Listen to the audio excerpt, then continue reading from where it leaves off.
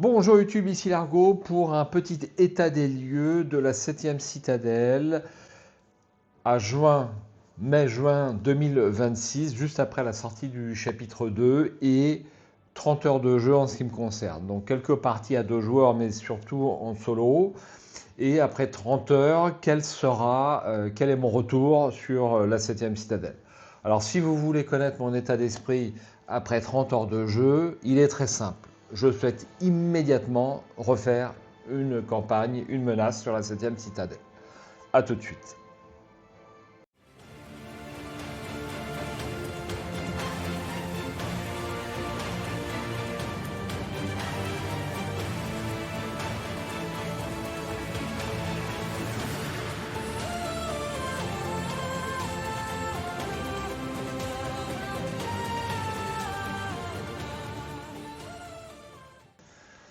Alors, je vous présente ici ce qui existe comme carte, ce que ça fait en volume avec la totalité des extensions.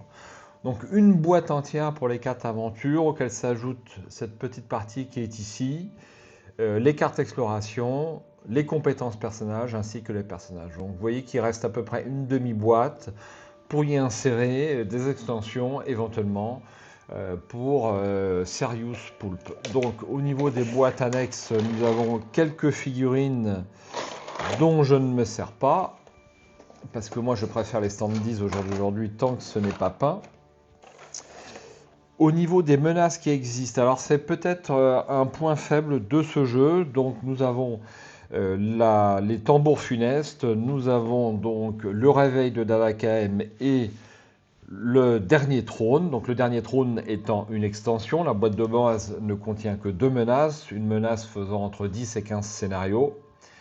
Et le dernier trône donc étant une extension du chapitre 1 qui existe, que je ne mets pas à jouer d'ailleurs. Et puis dernièrement est sorti donc le chapitre 2 avec une seule menace dedans. Donc c'est peut-être un petit reproche qui aura été fait parce que ça a été long à attendre et je pense que 2 menaces, ça aurait été bien. Bon. Alors avant de passer à la liste des extensions, quelques mots quand même sur mon ressenti après 30 heures de jeu. Vous pouvez trouver sur la chaîne différentes vidéos qui vous en parlent déjà, notamment une interview avec Bruno Sauter et une critique avec Phil qui a bien poncé le jeu, ainsi qu'une critique de ma part sur Livre Adventure TV. Néanmoins, après 30 heures, quels sont les mots qui me viennent à l'esprit ? Le point numéro 1 sur la 7e citadelle, c'est l'extraordinaire narration, immersion qui s'en dégage. Lorsque je joue à la 7e citadelle, je ne suis pas dans mon salon, je suis dans les terres effondrées.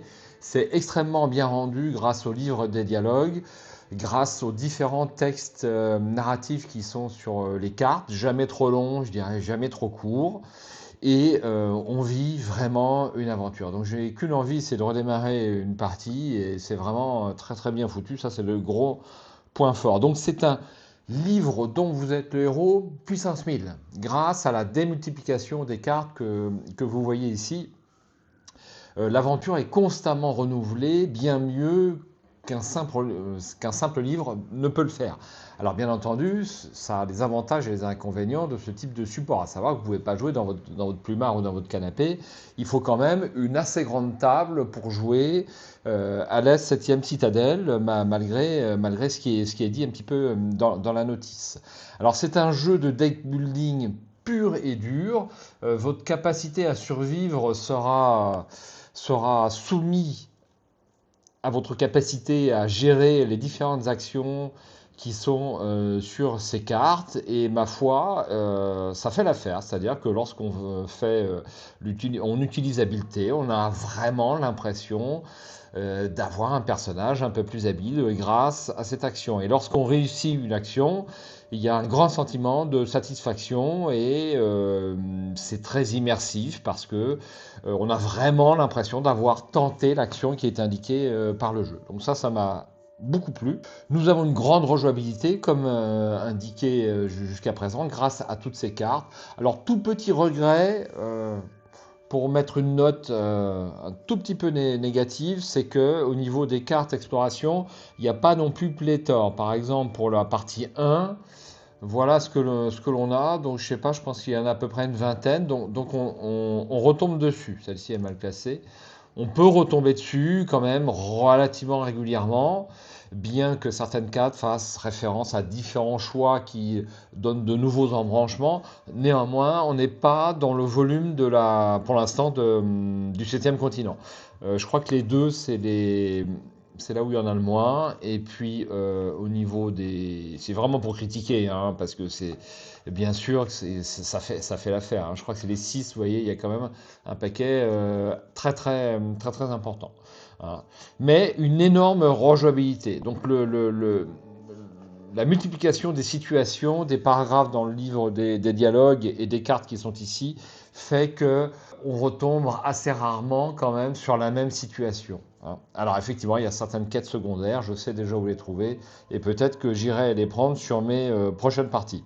Comme pour tous les livres de Donzette l'Euro, votre premier essai sur une menace sera les meilleurs, parce qu'il y a l'aspect surprise, il y a l'aspect découverte, qui est tellement plaisant. Bien sûr, ce sentiment sera moins fort un petit peu moins fort sur les parties suivantes, puisque vous connaîtrez déjà l'histoire de la menace. Ça, c'est le défaut de tous les livres de Donzette l'Héros, et on a dit que ça, c'était un livre de Donzette l'Héros puissance 1000. Alors, c'est un jeu jouable de 1 à 4, et je vous dirais, marqué sur la boîte, et je vous dirais que c'est effectivement un jeu jouable de 1 à 4, contrairement à beaucoup d'autres jeux. Donc ça, pour moi, c'est très important. Rien de pire que les jeux où vous êtes obligé de prendre deux personnages avec deux cerveaux, et pour moi, c'est extrêmement désagréable et c'est contre-productif de mon point de vue. Après, je suis sans doute peut-être pas le joueur le mieux représentatif pour vous parler de ça, parce qu'il y a beaucoup de joueurs que ça ne dérange pas, mais moi ça me dérange énormément.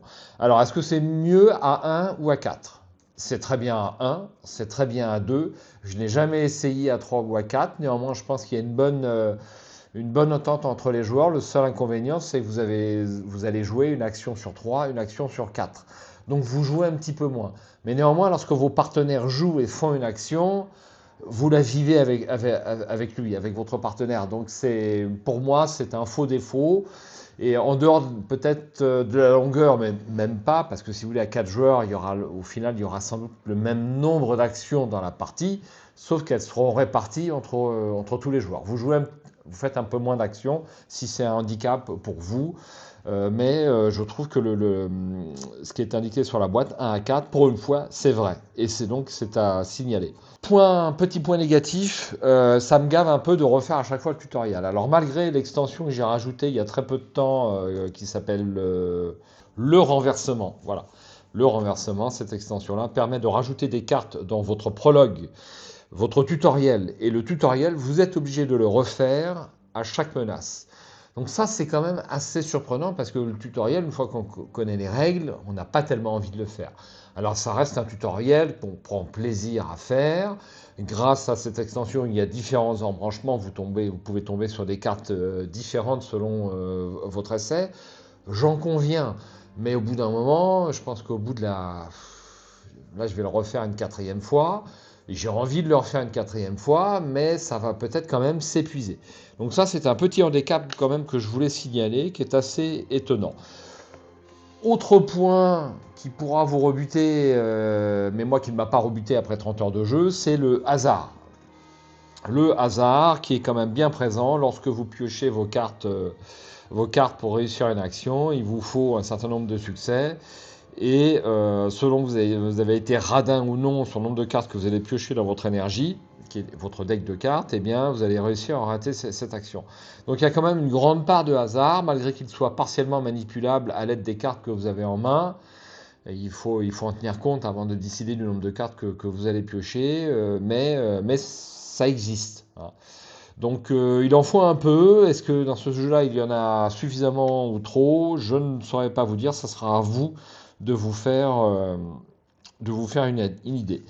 Très gros point fort de ce jeu et qui m'a permis de faire là 2 campagnes coup sur coup, c'est la très grande rapidité avec laquelle vous installez ce jeu. 5 minutes suffisent effectivement, comme l'indiqué sur la notice, pour le mettre en place et démarrer une partie. À côté d'Arkham, mais c'est le jour et la nuit, et ça c'est un grand plaisir. Alors si en plus vous pouvez laisser votre jeu installé, vous arrivez à votre table, mais vous jouez direct, Et ça, c'est vraiment extrêmement plaisant. Même si vous ne pouvez pas laisser votre jeu installé, vous sortez votre deck, les cartes défaussées, les cartes bannies, ça va, les cartes en besace, et c'est extrêmement rapide à installer, c'est extrêmement rapide à sauvegarder. Et ça, c'est un immense point fort, parce que bon, Arkham, c'était lourd quand même, hein, ça c'était son inconvénient. Donc voilà ce que je peux vous dire après 30 heures de jeu. Si vous avez d'autres questions, n'hésitez pas à me indiquer, je répondrai comme d'habitude sur cette chaîne avec une grande sincérité. On continue avec les extensions.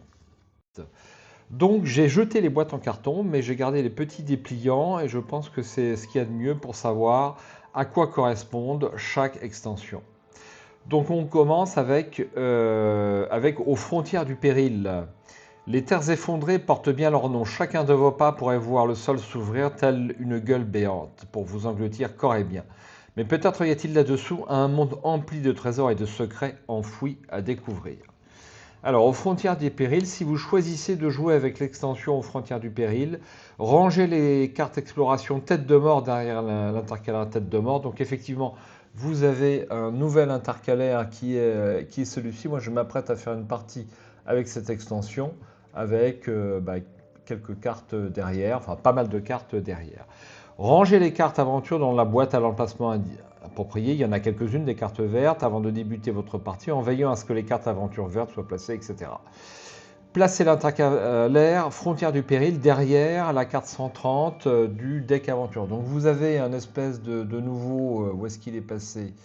Où est-ce qu'il est passé? Voilà, un espèce d'intercalaire comme celui-ci. Vous mettez, eh bien, comme indiqué derrière la carte 130, ça sera environ par là. Et ce qui est indiqué sur la notice, prenez une carte 490. Alors pour que vous soyez bien renseigné sur cette extension, je prends une carte 490 et je vous la montre. Lorsque vous prenez une carte aventure située après l'intercalaire frontière du péril, donc au début de partie après 130, s'il s'agit d'une carte terrain, mettez-la en jeu en suivant les règles habituelles. Puis, défaussez une carte exploration face brouillard de zone 1 à 8, lui étant adjacente, et remplacez-la par une carte exploration. Donc si vous mettez une carte terrain en jeu et qu'il y a 3 cartes exploration autour, vous allez remplacer l'une de ces 3 cartes par une carte difficile, parce que ça vient... on va dire, complexifier le jeu, enfin complexifier, le rendre plus corsé. On en prend une au hasard. Un bousquet de fleurs colorées dégage des effluves entêtants. Les ossements à sa base devraient vous mettre en garde, mais étonnamment, leur présence ne vous inquiète pas plus que ça. Immédiatement après avoir révélé cette carte, chaque personnage présent sur une carte terrain liée à cet événement prend une carte 02. Donc déjà, vous êtes directement, je crois que c'est malade, 02, que je vérifie, pour pas dire de conneries, la carte 02, vous êtes confus, donc ça c'est pas bon. Sans même un test, vous êtes confus. Et si vous ratez le test, vous défaussez de cartes. Donc ça vient rendre le jeu plus difficile et il est déconseillé aux joueurs débutants de mettre cette extension en jeu. Et même avec le dernier trône, ça sera peut-être un peu plus difficile. Mais si ça vous intéresse, sur ma prochaine campagne, puisque je tourne cette vidéo juste après avoir terminé eh bien, la campagne Le Réveil de Dada KM, je ne vous donne pas le résultat, mais je viens juste de la terminer, donc je vais entamer le trône noir, et il y aura cette extension qui sera inclue. Ensuite, nous passons au Le savoir est un pouvoir. Livre d'histoire narrant le passé glorieux de Kell, traité de poésie rurale, livre occulte détaillant la mise en œuvre de quelques sinistres et rituels nécro-druidiques. De nombreux ouvrages ont été perdus au cours du conflit opposant le protectorat aux contrôleurs des vers. Ils n'attendent plus que d'être retrouvés par d'intrépides aventuriers tels que vous. Alors, le savoir est un pouvoir, 40 cartes, dont 20 cartes doubles possédant un identifiant, etc. Vous pouvez les ranger dans la boîte à l'emplacement approprié avant de débuter la partie en veillant à ce que les cartes aventure vertes soient passées, etc. Avant les cartes ayant un dos doré et ayant le même numéro. Donc en quoi ça consiste? C'est surtout des cartes comme celle-ci, je vous en montre une. Donc des cartes doubles, donc un peu plus jolies et avec un peu de lecture à l'intérieur, qui vont vous donner le plus souvent un avantage. Ce sont toujours des cartes assez bénéfiques. Immédiatement après avoir révélé cette carte, cochez 3 cases de bâtiments différents n'ayant aucune case cochée sur la page bâtiment du feuillet Citadel. Donc on peut démarrer directement 3 bâtiments, c'est super intéressant. Je fais un petit gros plan si vous souhaitez le petit laïus correspondant à ce livre. C'est toujours intéressant à lire en cours de partie, c'est narratif, c'est immersif, c'est sympathique. C'est sympathique et ça rajoute de la rejouabilité dans le jeu.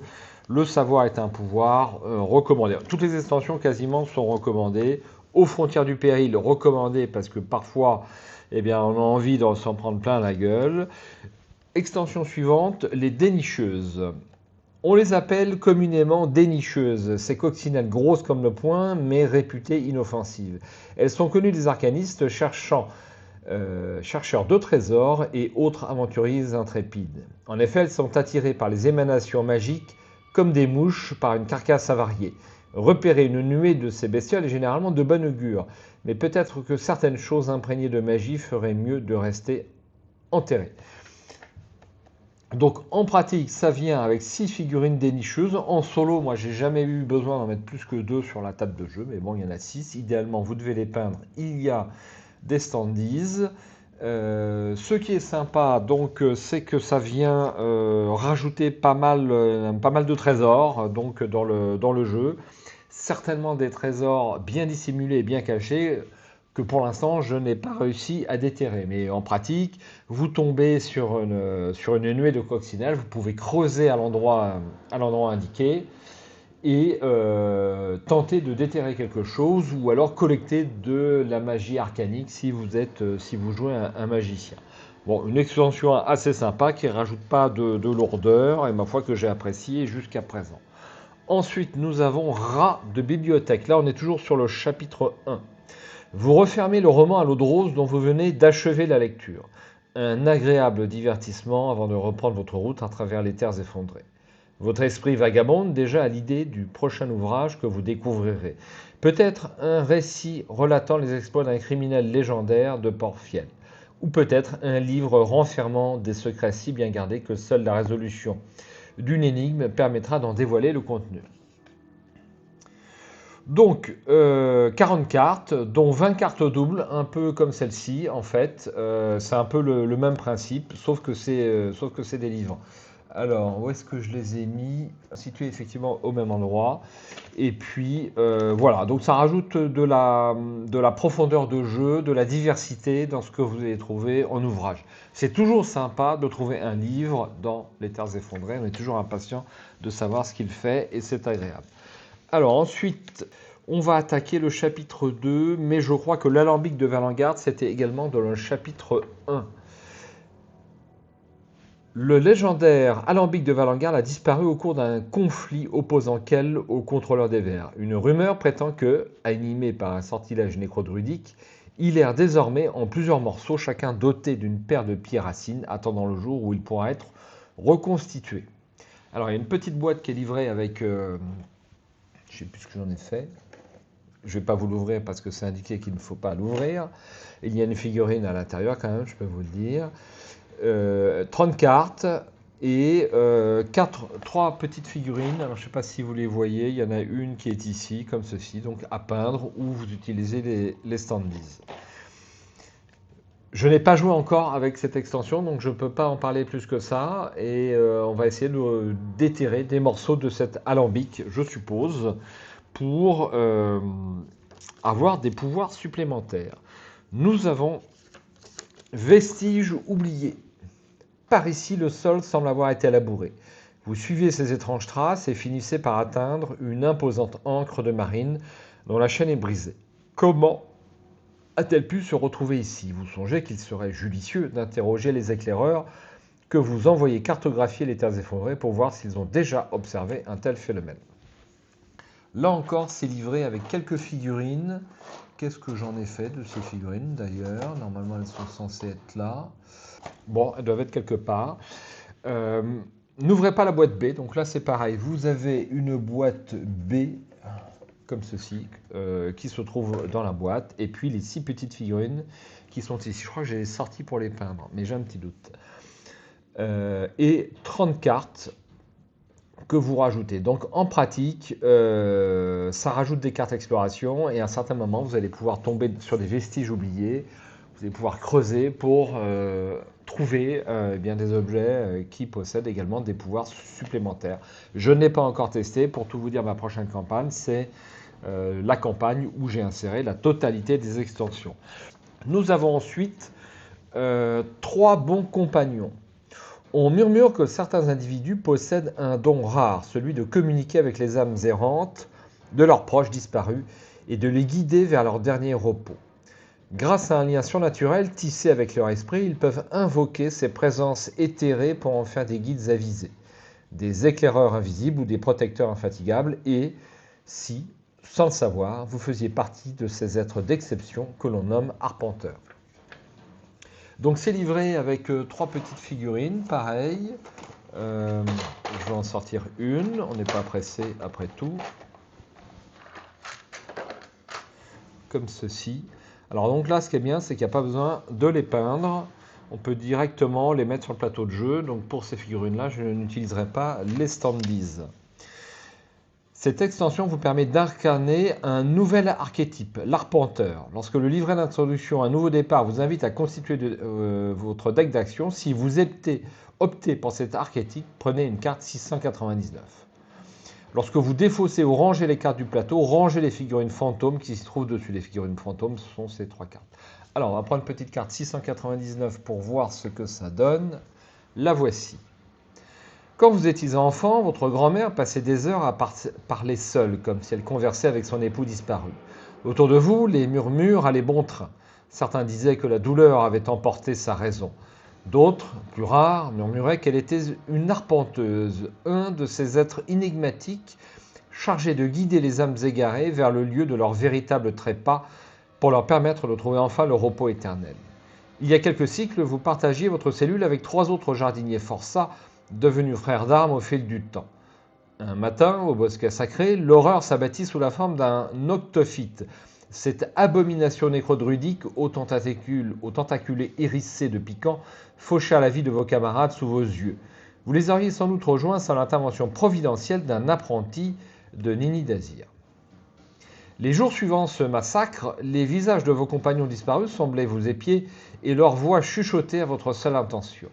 Vous avez attribué ces phénomènes à l'épuisement et au choc, mais ces manifestations ont perduré, vous poussant à accepter l'incroyable vérité.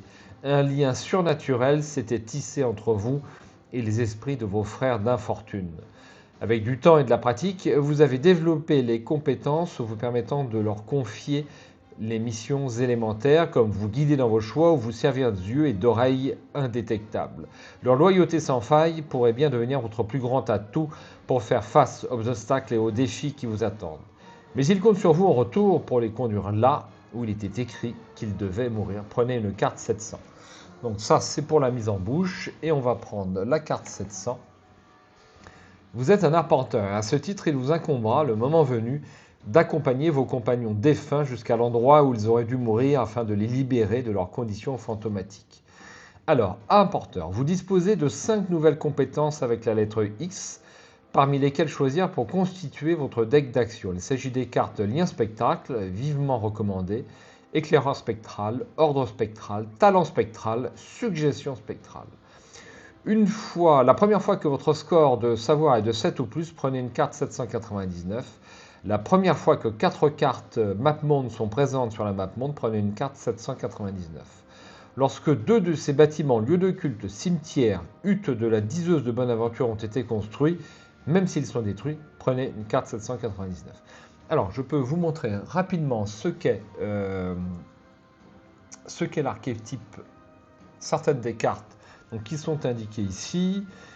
Je les ai mis, je crois, enfin voilà. Donc, vous avez cette carte-là, par exemple, lien spectral.